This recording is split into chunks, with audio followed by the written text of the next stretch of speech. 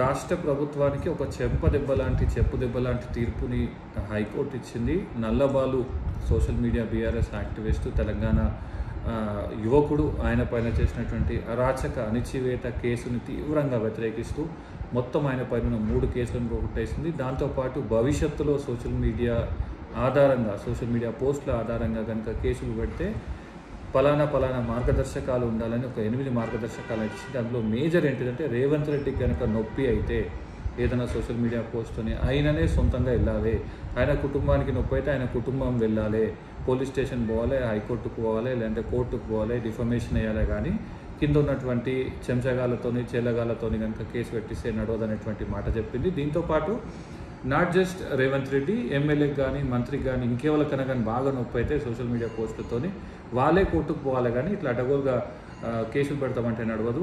ఎస్ఐతోనో సిఐతోనో ఆయన చూసి రేవంత్ రెడ్డి తింటే నా మనోభావాలు దెబ్బతిన్నాయని చెప్పి ఆయన కేసు పెడితే నడవదు, లేదంటే రేవంత్ రెడ్డి డ్రైవర్ కేసు పెడితే నడవదు అనేటువంటి మాట చెప్పింది. ఒక్కవేళ భవిష్యత్తులో ఇదే పద్ధతిలో కేసులు పెడితే మీ అందరిపైన కఠిన చర్యలు తీసుకోవాల్సి వస్తుంది అనేటువంటి ఒక హెచ్చరికను కూడా చేసింది. బట్ చూడాలి మరి రేవంత్ రెడ్డి ఈ కేసుల తర్వాతనైనా, అంటే హైకోర్టులో ఇచ్చిన తీర్పు తర్వాతనైనా కానీ బీఆర్ఎస్ యాక్టివిస్టుల పైన వేధింపులు ఆపరా అనేది చూడాలి. ఒకవేళ ఆపకుంటే మళ్ళీ కోర్టుకు వెళ్తారు. కోర్టుతో చివాట్లు తినడం రేవంత్ రెడ్డికి అలవాటే కాబట్టి ఇంకొకసారి కూడా దెబ్బ తగిలేటువంటి అవకాశం ఉంది. చూద్దాం, ఈ హైకోర్టు తీర్పుతోనైనా రేవంత్ రెడ్డికి కొంచెం బుద్ధి జ్ఞానం వస్తుందని, ఈ రాష్ట్ర ప్రభుత్వానికి మరింత కామన్ సెన్స్ ప్రివేల్ అవుతుందని. Let's see.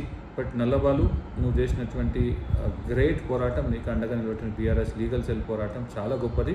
ఇది రాష్ట్రానికి కాదు దేశంలో అనేక మంది సోషల్ మీడియా యాక్టివిస్టులకి రక్షణ కవచంగా మారబోతున్నది.